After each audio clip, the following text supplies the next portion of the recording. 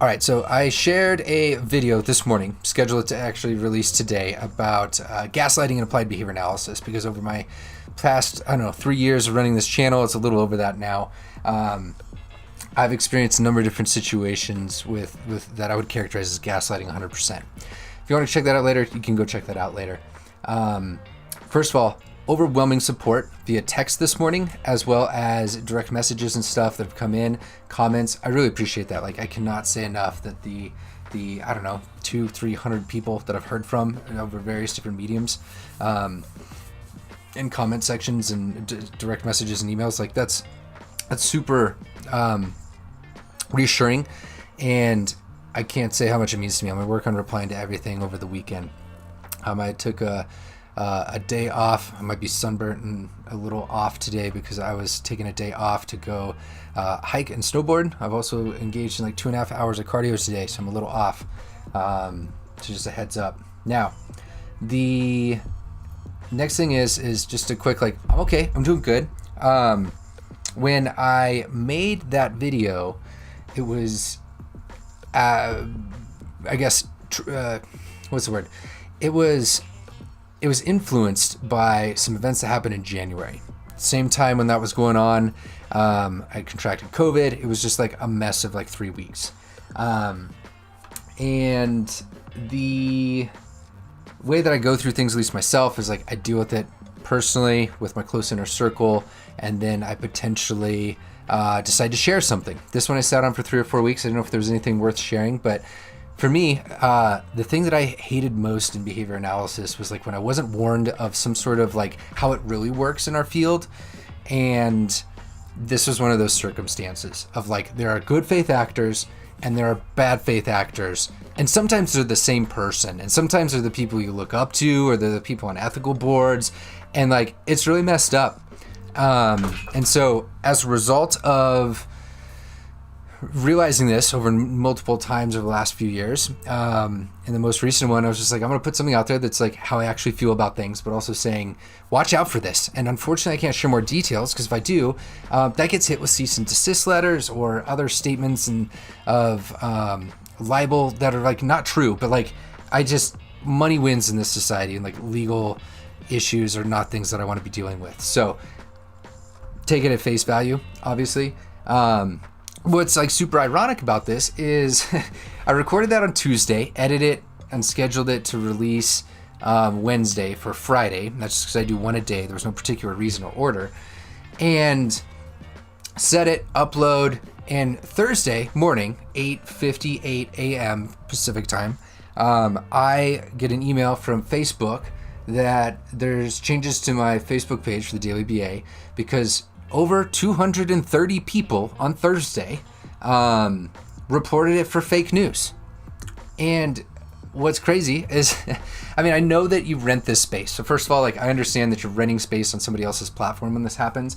But with a page that's not obscenely massive, and like I don't have a direct contact with Facebook, there's no way to like change this at this moment. Like, I can wait, but their policy says like that's not going to happen. So what happens as a result of all of this fake news notifications? So I guess rewind so I can explain how this happens. People can see a post, they can right click, and they say, I want to report this post for something like fake news. This is a hack that's been used in a number of different communities, not just in behavior analysis. I don't know if it's being used actively in behavior analysis all the time, but what happens is people realize that en masse, if they click and report these sort of things, it'll temporarily ban a page, disable a page, things like that. Depending on how many times you get these sort of things depends on what the repercussions are. For this particular one, with the volume of what happened, I cannot actively post things. It says your page has been reduced in distribution and other restrictions because of repeated sharing of false news. I don't know when I ever shared false news. I don't think science is false news. And the point that that's where like society's getting is like really freaking scary. Like, it should scare us all.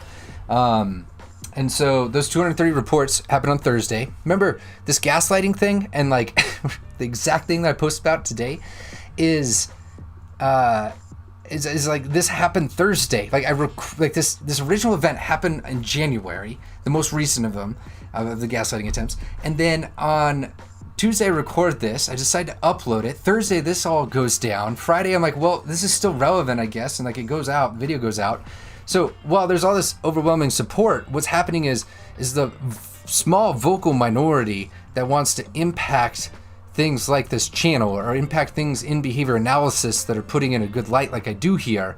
That overwhelming vocal minority is directly impacting the reach and distribution of these sort of things. And I warned people in behavior analysis about this 3 years ago when I started this stuff and I started learning about social media. And I said, this is going to be a huge issue. And it's not a political thing of like, it's how these sort of things work. That when whoever tells like the greatest story or learns how to twist things and make them work, like figure out the gears and levers to press, it alter like that's who's going to win here. And so I personally don't give much care to like fight Facebook on this or like deal with Facebook warriors. It's just like not things that I care to spend my precious time on earth with.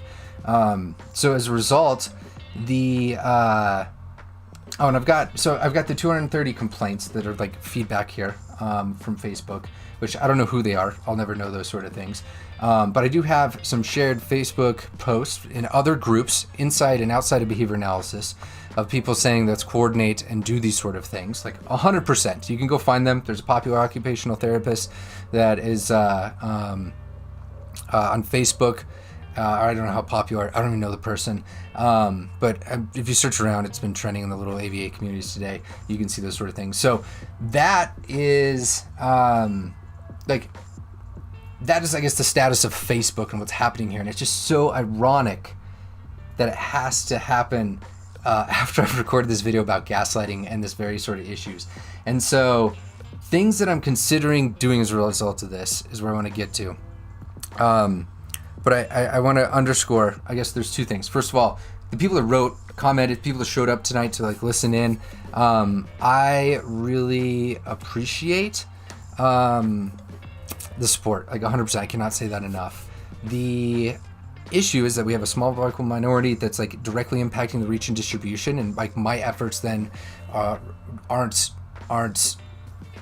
reaching. Like I can record and edit a video, share it on Facebook, for example, right now, and it will not reach people. Like it is not going to show up. It's like similar to shadow banning. So with this, like there's a whole number of like correlated data sets, like people checking out certain videos and things like that on the page. So where I want to kind of go with this, I think, is that I'm going to work on posting things directly on YouTube here, live streaming directly on YouTube like I am now, and then putting them over to my site.